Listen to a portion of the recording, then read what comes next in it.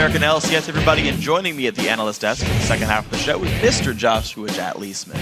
Thank you very much, dude. That was a pretty crazy game. Yeah. Yeah, the craziest slow game I've ever seen. It's true, but then it ended in like 12 seconds total. Yeah. I actually thought the Jack's going to outpush, but it was well done by LMQ. The guys, we want to check in with what you guys have been saying on Twitter for our question of the day, and to remind you what it was, we asked which North American LCS player brings out the best in his teammates and why. And here's what you guys wrote in with. At Curry says Afromu. Not only is his in-game playmaking spot on, but his charismatic nature brings out the best in CLG out of game. Yeah, you got to agree with that. I mean, so many guys are best friends with Afro on that team. Like, he is just so sociable, and he really, I feel like, creates a nice positive environment for the team. Yeah, he's been a great pickup overall. He's been pretty awesome. Next up, Alex Very says Crumbs is the ultimate supportive jungler.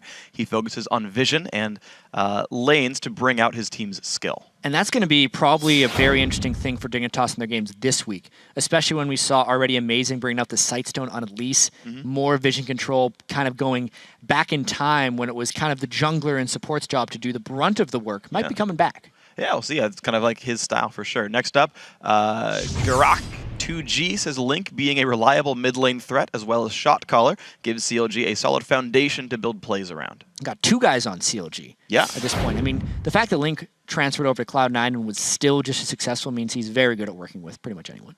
And CLG's doing pretty well in this one. Next up, at Will Trask 1 says High is a really big voice on C9. His shot calling and leadership allows everyone to do their best and be the #1 team. Yeah, even though Bjergsen was the MVP of the spring split, High was right behind him, I feel like, because he brings so much to that Cloud9 team when they're at their best. They are struggling right now. Yeah, we'll see if they can pick it up by the back half of the season. Guys, thank you very much for your responses. Keep them coming.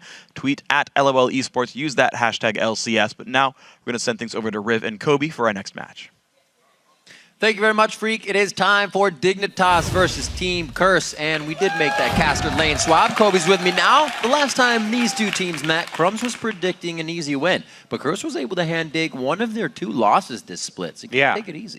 In their last match, they made a couple of key mistakes. First of all, Kiwi Kid gave up first blood to Quas. Don't want to do that. Nope. Then Dignitas fell behind early in the lanes with little pressure from Crumbs, which is not like him. And then, to give you an example, Boy was up 41 CS at 10 minutes over Shifter. That's ridiculous. Then Dignitas, once again, they ran into trouble around the Baron pit as well, but they have cleaned up their problems around that area, and they've said that they're confident. So you can expect that team not to get caught looking past Curse once again. The fans will be the judges of that. While Dignitas is trying to fine-tune their game, Curse have struggled and are sitting at the bottom of the standings right now. The team has definitely been feeling a lot of the pressure, and they're definitely only the latest to initiate one of those common social media blackouts now. Right. You know, joining TSM there. They don't want to feel a lot of that criticism, and it keeps them focused in game. In the preseason, they were playing a great game, in scrims especially. However, starting off this season in the LCS, they've had a rocky start, and it's shaken their confidence. They were looking to get above that forever fourth curse, and it hasn't really worked out for them. So we'll have to see what they can actually really do coming into this one. You wouldn't really know if they could do it or not with all the change-ups, what's been happening. The social media blackouts seem to have worked for some teams, new coaches being brought in, and a lot of people blamed Dig's loss to Curse on overconfidence. But they say their mistake started in Champion Select. The last time we played Curse, we ran a kind of a weird team comp with Nidalee, but a team comp that we didn't practice that much. We made mistakes because we weren't too familiar about how to fight with the team comp. Because that team comp we had to peel back more and let the poke go in. Crumbs looks for a special. Quas in the front lines does a lot of damage, and a Shifter's going to fall. Zion can't do enough now. He's going to get caught out. They trade Cutie down to a special. In our game against Dignitas last game, I think we outfought them in team fights, and they messed up in some of their plays that we're making, and we were able to capitalize on it and then get the objective. So I think if we still win the team fights and get the catches, then we should be able to get the objectives and secure the game. Against Curse, it's mostly about the solo lanes, I think. Quas and Voidboy, they can adapt to like any meta. They play assassins, mages really well, so just have to keep an eye on those two mostly. Last split, our team always did well versus Coast, and I performed pretty well versus Shifter. Dig is looking really scary right now. We did give them their first loss of the LCS, so I definitely think that our team can do well versus them, and I think I can definitely do well versus Shifter. Well, the pressure's on, and even Curse has gotten behind Voidboy lately to say he's one of the stronger players on the team, and he's really stepping it up. Yeah, him and Cop both. Cop's birthday today, actually. Oh, there you go. See if he throws down the authority. Let's check out the starting lineups. On the blue side, it will be Dignitas. It is Zion Spartan in the top lane, Crumbs in the jungle, Shifter in mid, I'm a Cutie Pie 80 carry, and Kiwi Kid with a bit of a modified haircut on support. He's looking good. On the red side, it is Curse. Up top is Quas in the jungle. I will dominate mid Voidboy, 80 carry Cop, happy birthday, and supporting X Special. Indeed, we'll see if they get him a birthday first blood. Curse is known as one of the teams, like EG, that will try to finagle something in the jungle, a little different, the tri-brush, and then a slow invade to the blue, and not just the ring around the rosy, place wars to see who's going for the 2v none. So maybe they can get the upper hand they're looking for, because against Dig, they're the team they beat already as the top, but see if they can do it again. Yeah, it's scary for Curse going up against Dignitas because Curse are tied for last. Dignitas, they were tied for first. They're just now behind LQ after that win. Mm-hmm. But again, it's one of the bottom teams playing against one of the top teams, and we talked about how Curse have had a hard time sort of with that shot, with the shot calling, with the confidence because of all of the criticism that they've been getting. It worked for TSM with the social media blackout in their last game, so maybe it will have helped Curse as well. We'll see what Curse can bring out this game. We know they were quite aggressive within the last few games. We remember dominate on Pantheon, but the ults were not as coordinated as Curse would want them to be. So hopefully that doesn't affect their confidence on really getting themselves into fights. Yeah, definitely going to have to work on that coordination, especially with the jungler, with more pressure being put on the junglers nowadays. Jad already talked about the experience over time being taken away. Jungle camps used to increase in experience value over the course of the game, and so you could farm it more effectively in the late game. But now I will dominate. It's going to have to be more gank heavy and participate more with the team. It's to encourage more team play and less solo farming. It's something it's been in effect, at least for Curse. That kind of plays into their role. Having St. Vicious on the team when he played in the LCS, he had in the team the hand in the most first bloods that the team would get, and that kind of leads to dominate as well, with St. Vicious being a coach for a while. On the back end, you kind of get a few of those traits and tips. And Dominate does like to get into the lane quite early, so we'll see if he tries to do that. Dignitas has been working almost kind of seems flawlessly with all of their confidence. But as we kind of say, once they have confidence, it seems like their momentum goes away. When everybody's against them, then they get a ton of momentum and they go on a win streak. So we'll see if they can keep themselves up, even with everybody giving them the thumbs up still. Yeah, they've been very consistent so far for the beginning of this split. And really, talking about Dignitas, Crumb said his mentality is when you're going against one of these teams, you should attack the team's strengths rather than the team's weaknesses. So he's looking at attacking the stars of the team so that they can't carry the game by themselves. However, when you look at Curse, all of the lanes, none of them really stand out as huge stars that are going to solo carry this game. Okay. They're all very strong and sort of standard play. So Curse actually may have a good response to Dignitas strategy here, as they're a very balanced team and they can use many different strategies. They just haven't been able to make any of those different strategies work in game yet. Right, and we can see how things change from the patches to what's being played.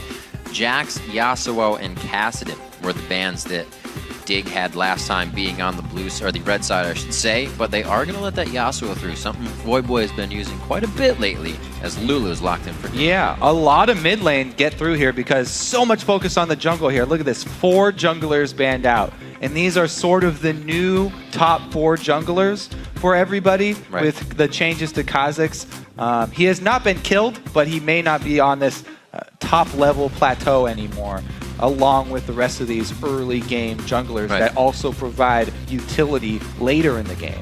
So with so much changing in the jungle, like we said, there's even more pressure on Dominate, on Crumbs this time around to go deeper into that champion pool. We can see things like Nocturne, like Vi come back, or the Pantheon that we talked about for Dominate. Just as in last time these two teams faced off, Curse bans Lee Sin against Crumbs. Now even more so with the Sightstone that all the junglers have been grabbing. That kind of helps. The Elise banned out as well. Jax and Braum picked up. Braum's keeping himself in every game today. Yeah, very, very popular pick. Nocturne. Really, what Braum affords you is a tank from somewhere on the map that does not take up a spot in your top lane or from your jungle. So it affords them the ability to run a damaged top laner like this for Quas, to have him try and carry the game with Jax. Now, as we talked about before, with Curse being very balanced, having a Jax on your team is always a target on your back. So Dignitas will definitely be looking to punish that Jax and keep him down. We'll see what Quas can do. He's 0-3-1 on a Jax versus LMQ back in week 1. We'll see how it happens. It comes out for him this week. We see that Nocturne picked up as well for Crumbs. Going to be pretty sweet with Shifter ults and the Wild Growth coming in to keep him alive on dive fights. And we see Ziggs being played quite a bit this week if he gets locked in again. Not only is Nocturne, right under this threshold of top 4 junglers right now, but he's a great pick in this scenario when they're already facing a split push team from Curse because Jax has been locked in.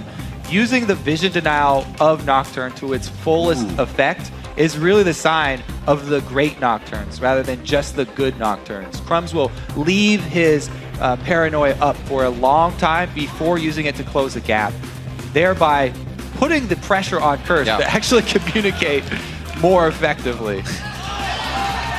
We see Caitlyn locked in for Cop. His last play was 6-0-8 versus EG, and Rango Knife Cat for Dominate coming in here. Looks like we'll get another Rengar play as it's Shifter who locks in the Ziggs. Very scary in the hands of Shifter. Interesting here. Adding the Rengar into the team that already has Jax. A lot of melee focus here with them plus Braum.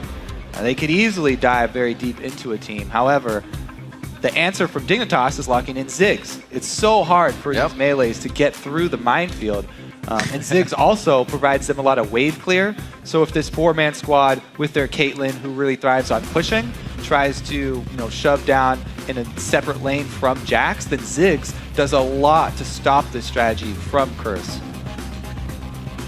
Very interested to see once the ganks start coming out at level 6, how they're kind of countered. Will Crumbs always activate if Dominate jumping on something, or will be one following the other? It'll be a very interesting play style. Kale has seen quite a bit of play, also seen some top lane play lately, but it looks like it will go to the hands of Void Boy. He played that back in week 1, actually to a loss of a 1-3-3, so we'll see how he can do here. That was against LMQ, now against Shifter. It's not going to be any easier. All right, so yeah, a lot of late game damage threats here from Curse. We'll see if they can actually pull off the mid game though. Cloud9 tried to use the jungle Rengar and weren't able to have successful late game assassinations. Now, jungle Rengar, he's going to be trying to assassinate people through Thresh, through Ziggs, and through Lulu. That is a lot of anti-dive. All right, before the game gets afoot, let's see who you think will be smashing that Nexus. According to LOLesports.com, 87% of you have left-clicked the Dignitas thumbs up. Now, your job's not done yet. Keep sending your predictions throughout the entire game to @LOLesports and use that hashtag DIGWin or CRSWin.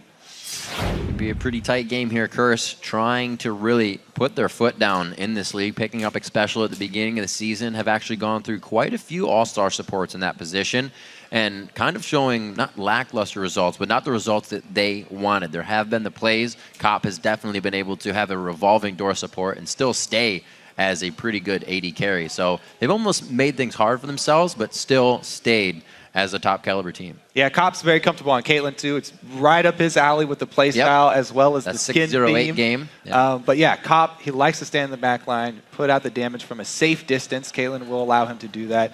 This team though, Caitlyn's really the only one that's trying to shove towers early, and we're really going to be looking at this Braum and Rengar combo because it's a very deadly combo. If Rengar hits level 6 and goes to a Braum lane, it's so hard for you to get away from that gank. So you're saying he's going to go to level 6 and go to Braum lane?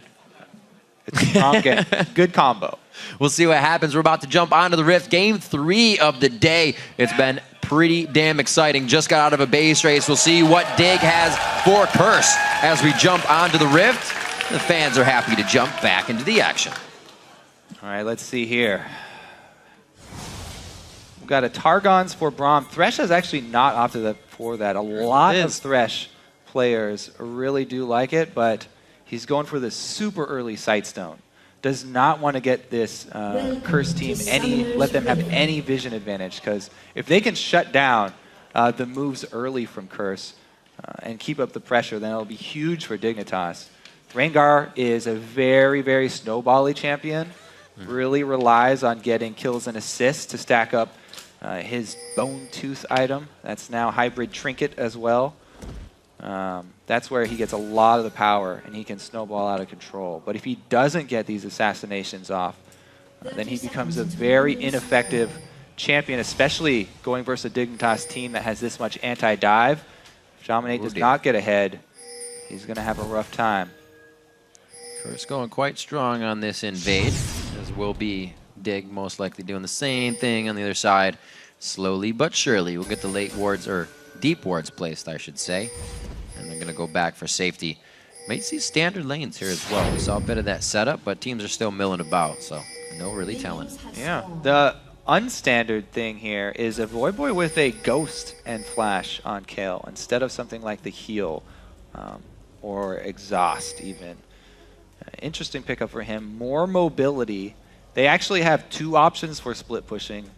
Whichever solo lane gets ahead could be a strong split pushing threat if Voyboy goes with the now standard attack speed Rune on Hurricane build. I have to see which one they focus. Buff trades here to start it out. Pretty deep vision from both sides, and they do get the 2 vs 2 down bottom. That ward paying off. You think we see more 2v2s since the jungle experience kind of went away? Junglers will be able to gank the lanes more instead of sharing a 2v1 with somebody? Or 2v none, So the jungle experience was not going to have an effect early game. So I don't think that's the reason for it.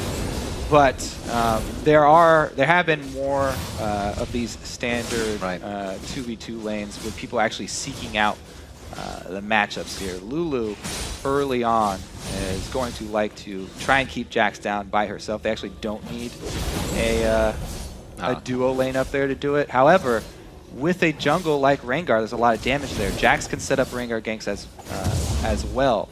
So Lulu has to worry about tower dives because early on she's squishy before getting her ultimate, you know, and any kind of assisted damage. But he does have that range advantage over Quas, which he can try and utilize. And a few auto attacks in here and there. Oh, here comes Dominate though. First time Zion Spartan is on Lulu. He did go for a game of Kale in week 3 versus CLG, but this will be his first time trying to do his hands with picks in the top lane. Dominate is just waiting patiently. You see Crumbs backing right now, so they won't be able to activate too much. Dominate hits it, but no close on that kill. Yeah, safe play here from Zion.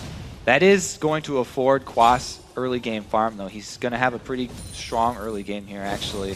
Lulu doesn't get to press him very much. They did burn his flash, so Zion going to have to play even more passively now. That's the setup, though, for the gank that we talked about. Quas, Counter-Strike coming in, Leap Strike to try and get that one going. Again, though, tension from both teams. Crum said he likes to attack the strong points of his enemies, not the weak points, so he goes up to the top lane as well. Yeah, that's something that I think everybody saw when Dignitas picked up Zion and Shifter, is that Crumbs' job became more or less controlling everything in the game and really getting behind Zion and Shifter to get the game going. Man, look at this massive CS, though, there for Quas. Not only is he already ahead, he's got a huge wave to work with here. So a great early game for Quas, having started full consumables with the Flask. Yeah, the only problem is actually getting those. Getting a little antsy. Oh, that's all right. You got most of them. 27 to 18, still has teleport on the back, and it's perfectly positioned for him as he comes back to lane as well. You're going to see 2 rings being picked up by Zion. Crumbs yet to make a gank in the jungle yet, but they've been more for sure ganks, and really something comes out of it when Crumbs does it. So may be patiently waiting for that one to come around.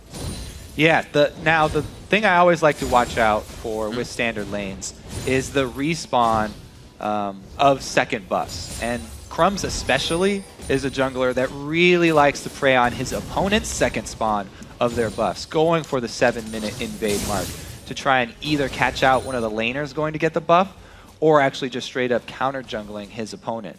So, you know, as of right now, Crumbs has just been hard farming and has not gotten his characteristic early vision down, but we may see that change as we do head up towards the second buff spawns here. With Nocturne, though, he's just trying to hard farm, get to that level 6, so he can either counter I Will Dominate Skank or get one off of his own. Not seeing too many early dragons with the regular matchup either, so both teams are going to be having a good fight over that instead of just kind of giving one up for a lane push. Zion Spartan finally gets the minion wave back in his favor, but he had 18 when he got back to lane, so he's only gotten 7 since the entire, I believe, 2-wave push to the turret so far. You can see how Quas feels sure to go in and put some wards down. He's going to start getting to work on that lane. Yeah, and Pinkwood is going to be able to clear out Zion's vision as well.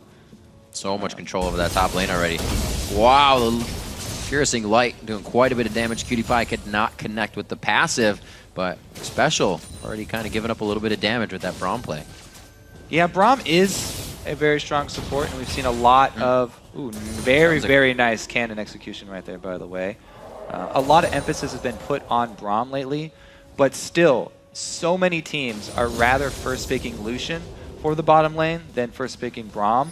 The AD carry, even more important than the support, just because Lucian is so strong, and you know he's definitely a tier above the rest. Maybe up there, Twitch could be up there, but he is enough to have control over a Braum lane. Now the problem is, if you ever see a Lucian plus Braum lane, that's the time to get really scared.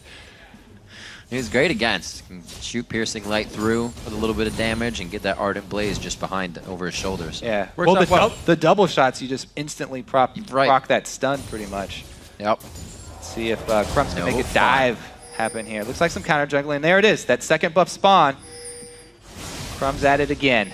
He gets himself into position. You can see the Lantern throw to Cutie Pie and Kiwi Kid as they make their way over there ASAP. It is a smite down for Crumbs. It looks like it's going to go over to Voyboy in the mid lane. Nice tilt over Peacemaker as well. And they thwart that right away. Not only did Dignitas not steal the buff, but they also weren't even able to deny it from Voyboy. So a huge win for Curse right there. And the classic Crumbs re-invade for second buff does not pan out for them this time. It's going to really help Voyboy out in this matchup versus Shifter. Kale's biggest strengths are just shoving a lane really, really quickly. Now that he doesn't have to worry about mana at all, he can also go for trades. He doesn't just have to shove because he can also use his heal to spam it after he trades with Shifter and get right back up to full life. Doesn't shut down Shifter too much in the way of Braum. He can still huff a Mega Inferno bomb over to either side lane, but he's not going to be having fun, like you said. Ward getting cleared out. Voyboy's going to be able to just heal this back up. Nice heal. Puts him right back up 90%. And Rengar right on the backside. Yeah, still level 6 Rengar here. Now this is really the very important choice for Curse. Curse have so many options for getting Snowball and going for their team. They want to get a Kale going early, but they also want Jax fed. And then he's got the option of the very strong Braum lane gank. So really, Curse's first gank with this level 6 Rengar is going to tell a lot about where they actually want to play off in this game. As of right now, though, Quas has already had a strong early game, and he's really off to a great start with Jax, so he doesn't need a lot of help. He's actually even gone with the burst damage of an early Sheen. So just the kill pressure of Quas by himself up there on Zion kind of makes Zion play more passive and keep on just trading farm with Quas here, which is exactly what Curse wants. And it seems like they're really putting a lot of consideration on that kill pressure, as you say. Voyboy maxing heal for himself, dominating Quas into tight fight positions, and with intervention, they're safe. All right, no wards for Zion. He's pushed up in the lane. Level 6 dominate. This is really, really good for Curse if he can pull it off. But look at Crumbs. He's got this jungler sense, even with no wards, heading up top as well. He's looking for the counter gank here, Crumbs. He knows that Zion is a really juicy target for Iowa Dominate, and they go for the dive. They go for the hit. He is not going to be on the outside. No, he throws down the ult, goes right for Zion. He throws down the wild growth. The turret shot comes in. The 1-for-1. Who's got the fight, though? Red buff to red buff, but it looks like he's going to back off of that Nocturne damage. Yeah, very, very close trade right there. Dominate answers with the ultimate of his own. Risky tower dive for Dignitas, but they do deny a lot of minions from Quas with that big wave. So let's take a look here. There's a bunch of ranged minions that are going to deny him. Dive in, they get the early damage. The fear barely goes off there. Zion gets one knockup, doesn't quite get Quas, but it doesn't matter because Crumbs does have a red buff as well. Right. Pretty even trade there. Just the wave lost for Quas. The First Bloods are really putting people on the edge. We saw last game, it was pretty much just Helios' death for First Blood. These teams want that first gold. The edge in the lane means so much. Kiwi Kid is pretty aggressive here against Xpecial as they try to get a little bit of HP coverage in the lane. Yeah, both AD carries with the early BF sword, so they're fairly even on trading right now. Cop really looking to get that headshot off, but doesn't quite. Now, the important thing to note about the top lane trade there is that both kills went to the junglers. And in this case, both junglers are melee carries who really want to get going early in snowballing. As we said, especially Rengar, getting those bone tooth stacks, extremely important for him. Now we're going to see who can actually play the melee carry jungler better. Dominate and Crumbs off to a very even start.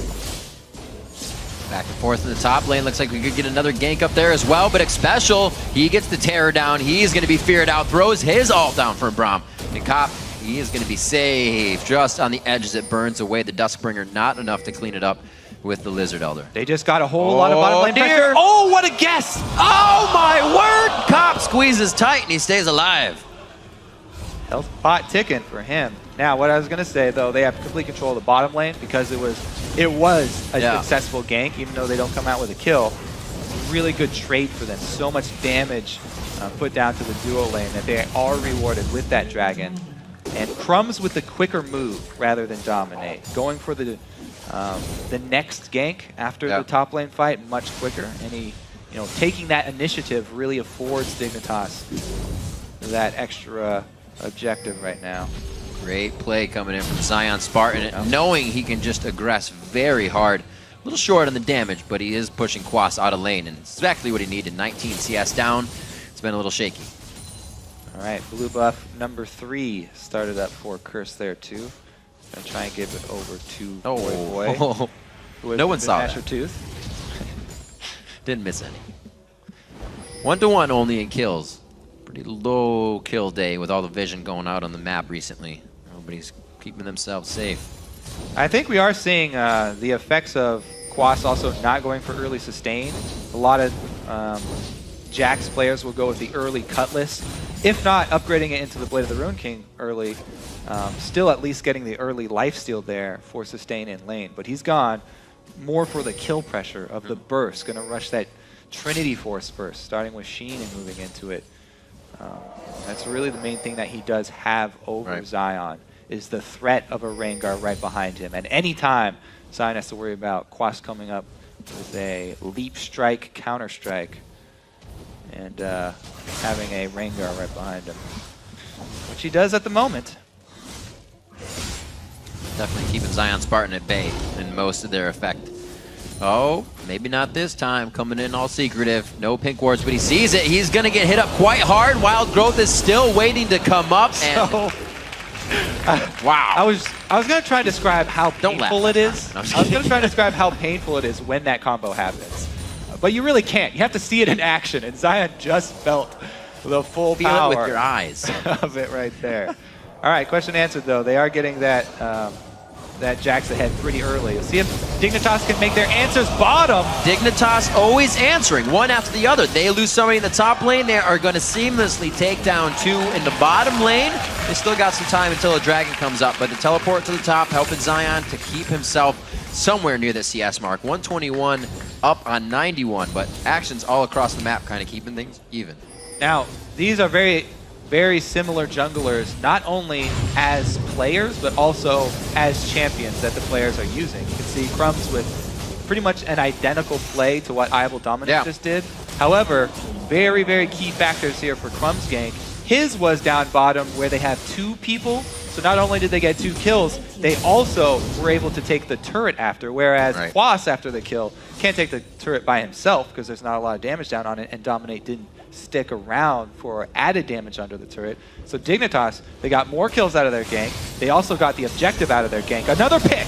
To Xpecial, tries to shield himself. It's only going to be a few last shots. Very nice intervention from the backside. The bomb just missing out. Look at everything Dignitas has the chance to use if they aren't going to get a kill. This is very hard for Curse to even approach the turret. Yeah, a lot of long-range follow-up from Dignitas if anybody does get low. Scary, scary situation for Special there. He gets out alive, however, their turret goes down. Science Spartan realizing he has a neighbor quite close in the brush, but Quas, once he's found out, he realizes he's going to be back to the turret to farm, doesn't want to miss any of that experience. Looks like he'll have actually quite a good time here if he wants to freeze it, but Curse needs some pressure on the map right now. Dignitas is starting to get that stranglehold. What Curse do have going in their favor is solo lane farm. We talked about them having options for carries and late game split push. Yeah. Both of those guys very strong in the farm. You know, early Nashor Suit there from Voyboy, so he'll probably be working his way into that Runon's Hurricane as the second item. Some people do opt for AP first, though, Right. to get the extra damage. Nashor's does scale a little bit as well with AP. But yeah, it's going to be so many options there for Curse in the split pushing game. Really what they're going to have to worry about is the rest of the squad that aren't out there by themselves. It's going to be a lot up to Special on Braum for the disengage. Voyboy to speed people up, and really the others to just watch their positioning. Cop is at that point in the game where Caitlyn is kind of sad, really wants a couple more items to be effective. Mid-game, not the greatest of times for him. So really he's going to have to be very careful at this stage, especially since Crumbs has shown such a propensity to gank him over and over, really targeting Cop. Continuously crushing down, even building a Brutalizer for himself at 3-0 and 0, feeling like he's a bit ahead of the game. Throws that in with a Ruby Crystal, so it's going to be a lot of damage coming from this Nocturne until he builds that armor up. Okay, Cutie Pie, he's safe down here, even with Kiwi Kid to walk off a bit to the side. Map control from Dignitas. It could get them into a bad situation here. There's the heal that Voyboy has been leveling up so early, and it may be just enough for them to catch it. He ran the wrong way, though. Dominate was still coming from that side, and Curse shows their ability to catch up as well. Yeah, Kiwi Kid trying to get vision down for his team so that thing doesn't happen. However, while he's doing it, does get caught out. Oops. He was able to get the ward down, though, so that frees him up to type worth in all chat. Fourth blue buff spawn, though. Having Kiwi Kid just gone down, you know, Crumbs, he's edging over there. However, without that support, you really are going to have a difficult time here. Basically, what he wants to get done is try and deny it from Voyboy, but we've seen it. Oh, whoa! How's that? All right, so Dominate's slow to the party. Curse actually start up the blue buff too early, and they do too much damage to it before their jungler arrives. Whoa. They pay for it. Whoa, they're right on a pink ward too. This is all the vision that Curse needs to turn something around. Crumbs taking quite a bit in the beginning. A nice calling kind of feeds to the back. Oh, still hits Special, but Cop threads the needle. Gets himself a birthday kill there. Quas takes down the top turret with all the vision in the bottom lane and him pushing out Zion Spartan. He's having a field day up here. Huge ups and downs for Curse fans there. He's able to come out with the Miracle Steal even without having their support because of Dominate going to the top side of the jungle, but then turns right back around, over-aggressive, pays for it with his life, and then back up for Curse as their top laner gets the kill. So Crumbs going super aggressive here, gets very deep, and they put a lot of focus into Braum. Braum puts up the shield, though, reducing a lot of the damage.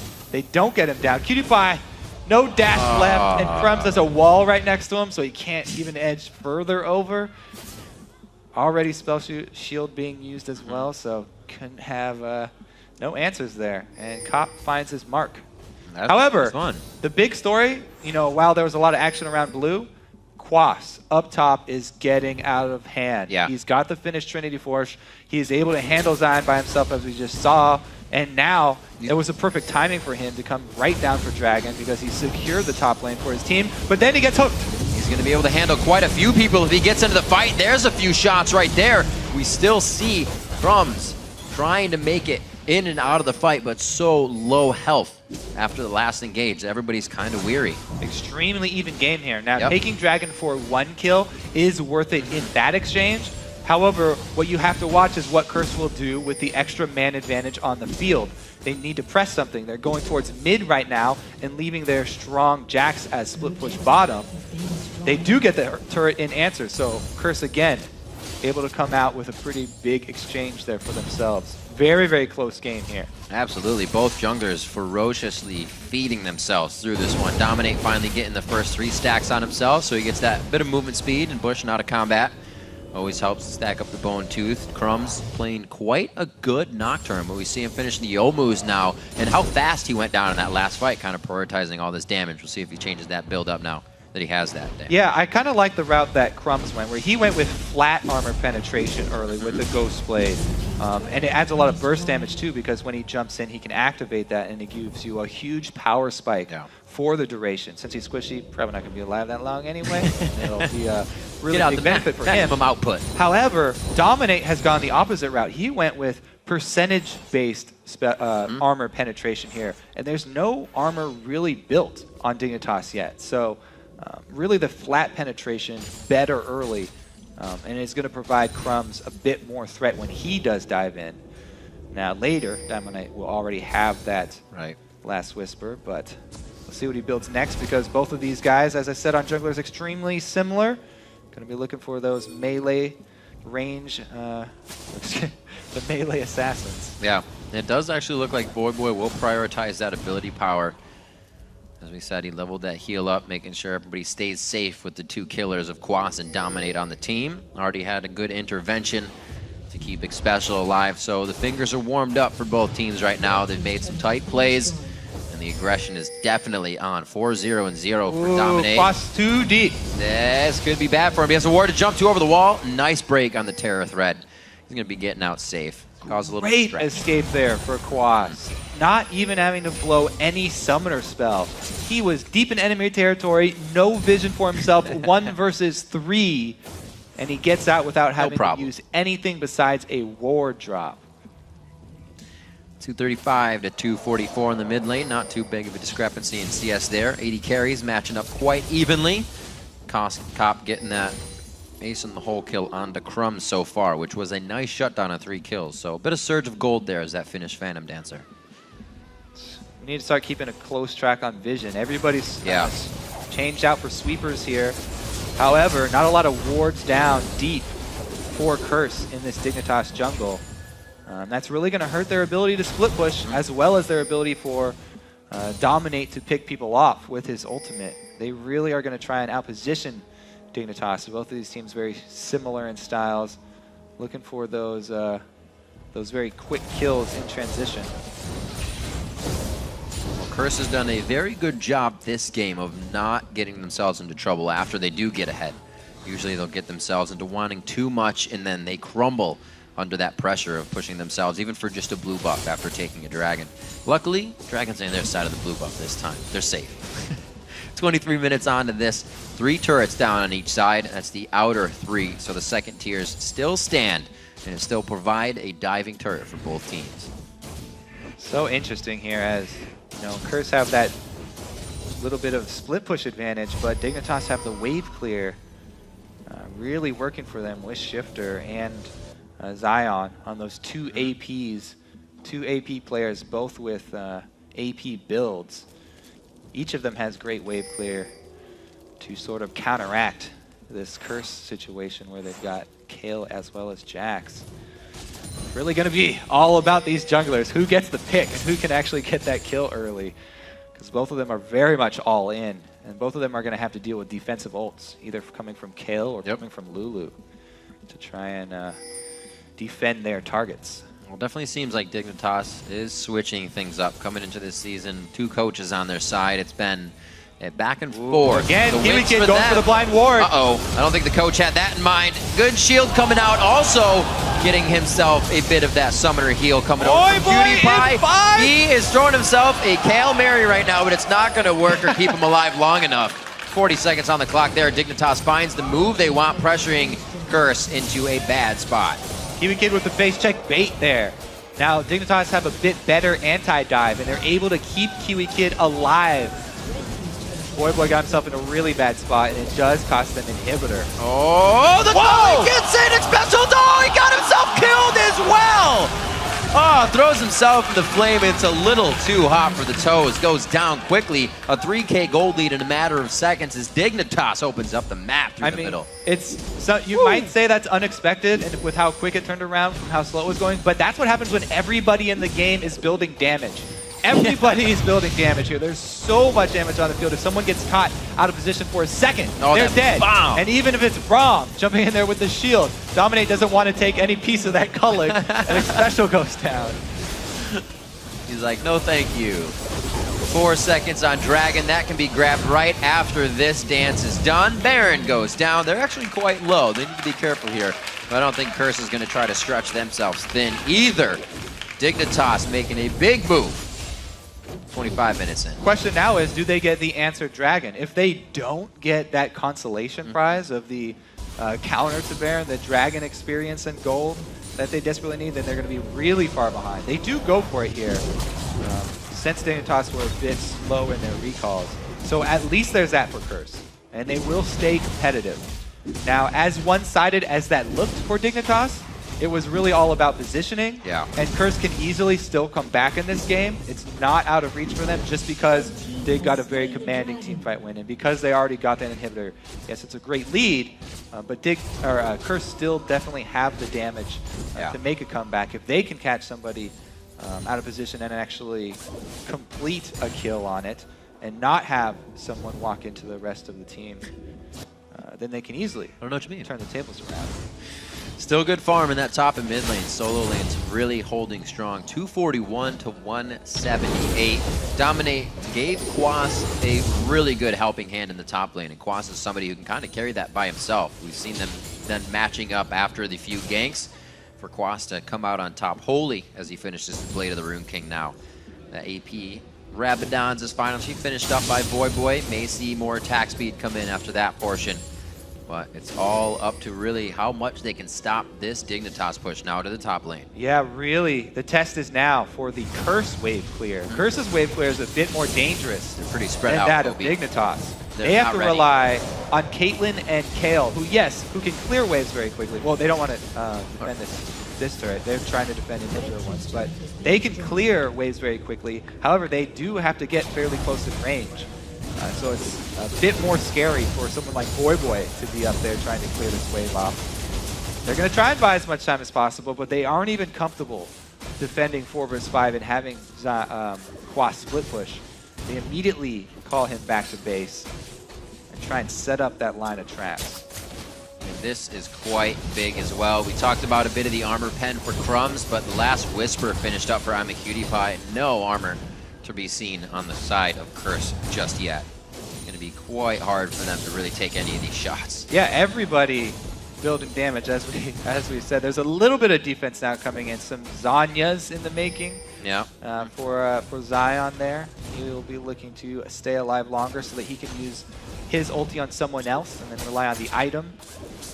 However, this turret's taking a beating here, and Crumbs is actually trying to split push mid, which is very smart since he can use his ulti as a gap closer. Right.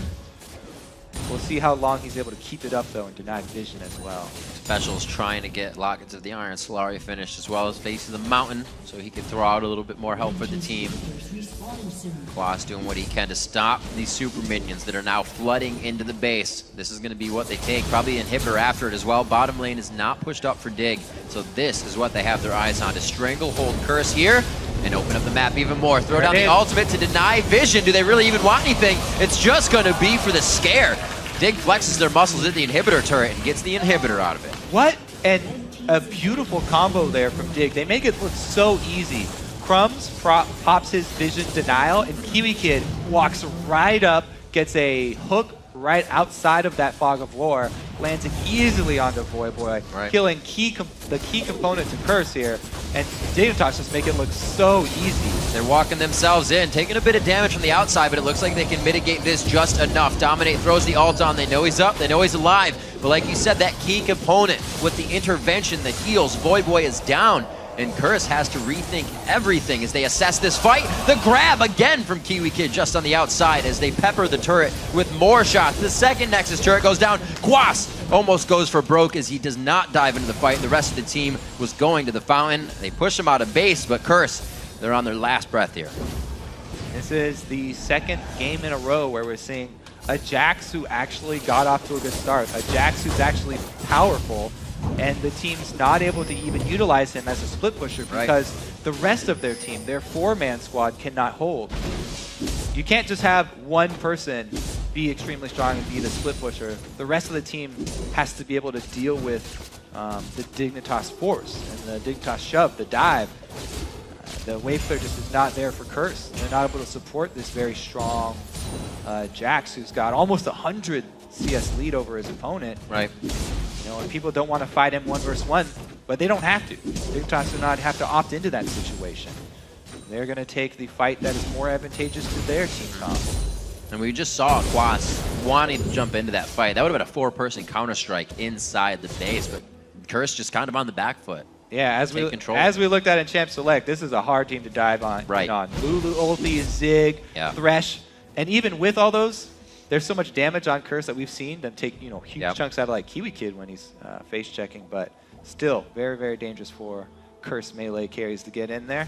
Now they're down 2 inhibitors, so it's very easy to dig, 4 dig to swing across the map. Man. Especially the last side. And it gets so much scarier. Just look at that gold increase. The up and the down, and then just the up.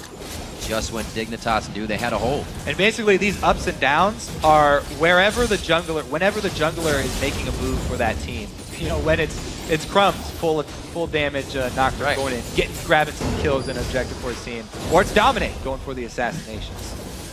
Crumbs causing a little chaos on the left side just to draw attention, but that attention means that Cutie Pie gets shots on the turret. They're just causing chaos around the map, and it's enough to get the shots they need to move that much closer to the W on this game. 32 minutes on the clock has just ticked as the final inhibitor turret falls. Eyes on the inhibitor without any contest here. Dominate, he gets pulled right into the box. The intervention is on. That's the perfect way they wanted it, but they wanted it on their terms, and that's not how it's going to happen this time. Dignitas starts to clean up.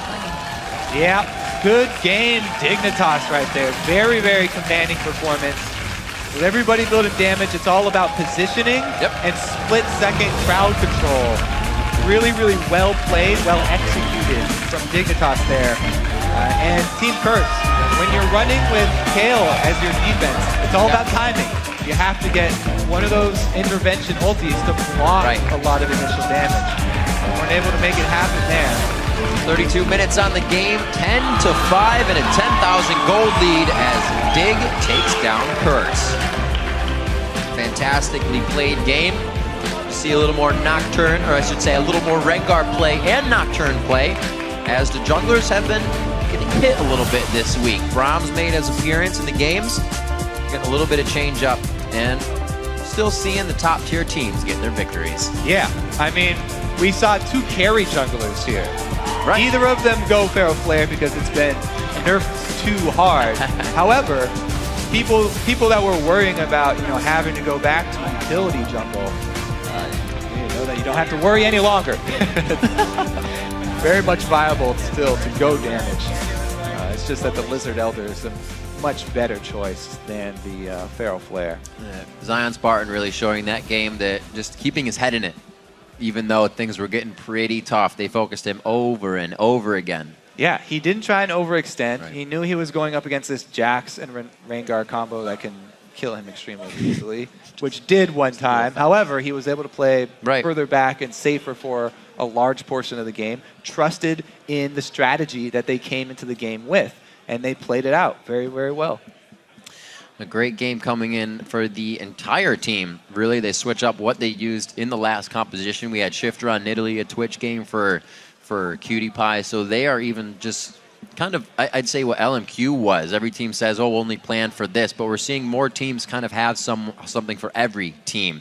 They're able to kind of plan ahead, and I think Dignitas, being a top team, has a better chance to do that with so many victories. They're saying, yes, we can kind of rely on this game, not get trapped by one, and make sure we beat somebody like LMQ or TSM. And the plan this game was awesome to watch, just because Crumbs was like, okay, you're going to go Rengar, I'm going to go Nocturne. We're just going to see who can carry hard, who can get off the more ganks, who can get more damage quickly. And he made the choices where he would win out slightly. His gank would get 2 kills, Dominate would only get 1. They would translate into some turrets. Really well played. Translate into the W. All right, for the inside track on that match, let's send it over to the guys at the analyst desk. Thank you very much, Riv. I want to welcome Dignitas Crumbs to the desk here. So, yeah, to kind of continue the conversation they were having about the jungle picks there. You guys going for big, heavy fighters, Nocturne and Rengar kind of back in the pool. We've seen Rengar twice now I want to start with that because she's a champion. How do you feel about Jungle Rengar right now? I've seen a lot of Jungle Rengar lately, especially because they got unbanned from the LCS. Now, I think the champion is something that's very unique because a lot of people say, oh, he's really good. Others say he's really bad. You have to be very practiced on the champion.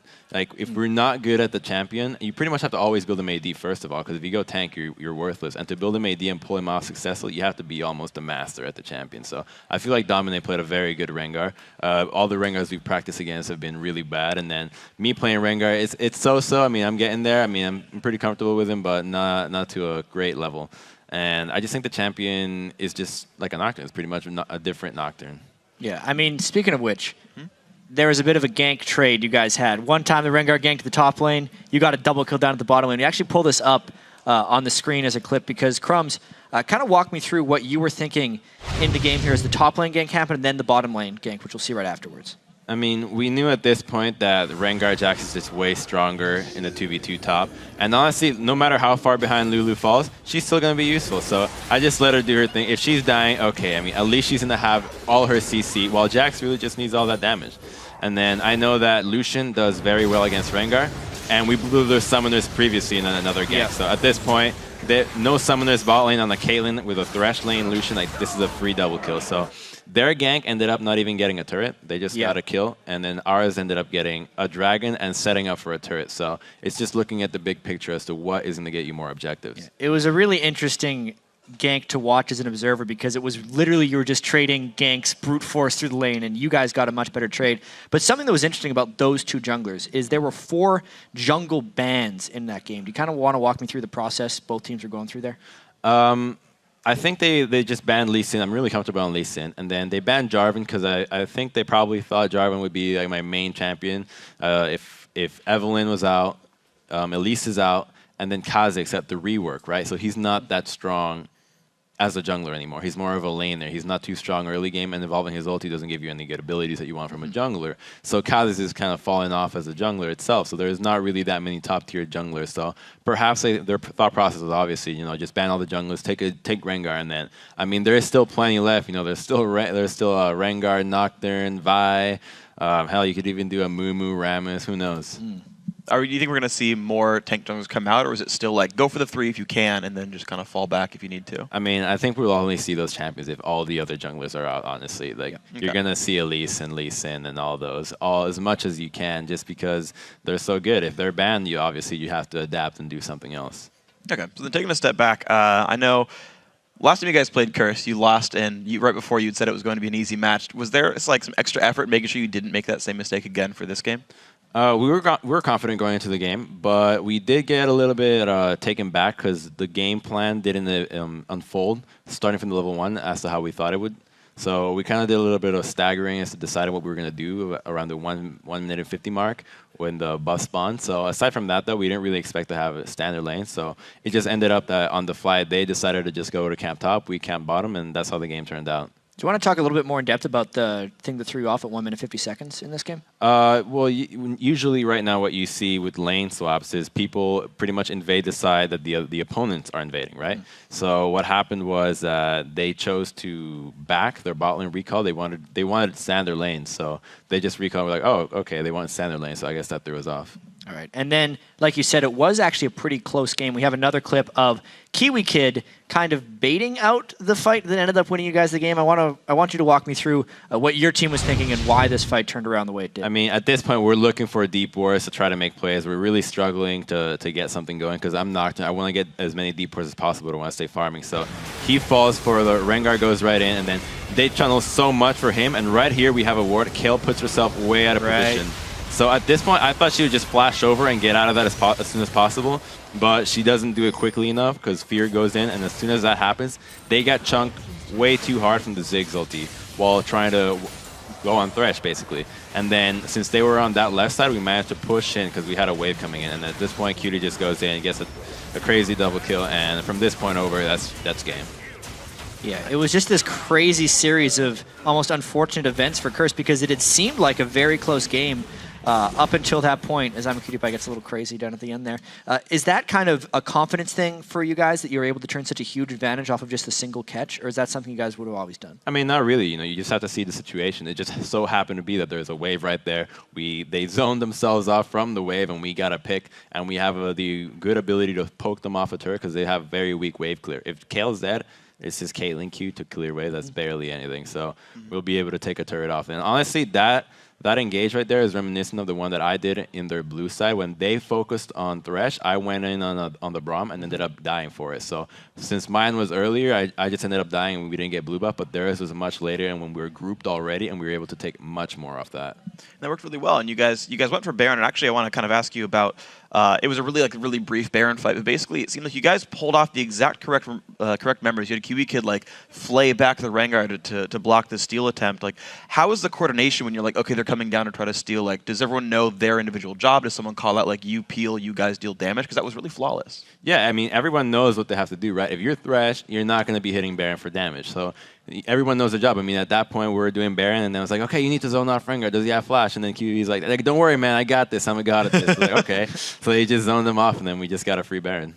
Okay. Yeah, another successful Baron. And final question, actually, for you, Crumbs. You guys have Cloud9 tomorrow, which in the past has been the juggernaut of the North American LCS, but now are sitting at 5-4. Does that change your approach to that game? How do you think Cloud9 is going to be doing? I mean, you can't take Cloud9 lightly, obviously, but they've been looking pretty shaky, especially with the game they had today against TSM. That's a game that honestly looked like Cloud9 not only outdrafted them, but they should have won that game, and they ended up doing a couple of throws here and there. But I think obviously they always turn up to play every time. They do really well, so we won't take them lightly. But I think it should be a good game for us. I think we're gonna win. All right. All right, well, good luck to you. You guys have held on to first place so far. That's awesome. Nice to see you guys doing well, and we'll see you again tomorrow. We got to take a quick break before we get to our next game, which is CLG versus Complexity. We'll be right back after this.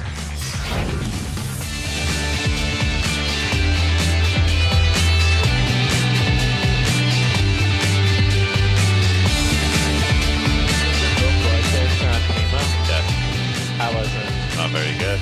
Okay. I'm glad we got that conversation out of the way.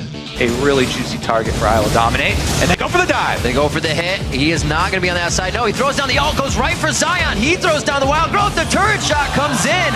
That Jackson had pretty early. See if Dignitas can make their answers bottom. Dignitas always answering one after the other. They lose somebody in the top lane. They are going to seamlessly take down two in the bottom lane. It does cost an inhibitor. Oh, the he gets in. It's specials. Oh, he got himself killed as well. All right, we should be good. Nice. Done. I'm on Braum. Kill. Woo, baby! I'm out. There we go. We had double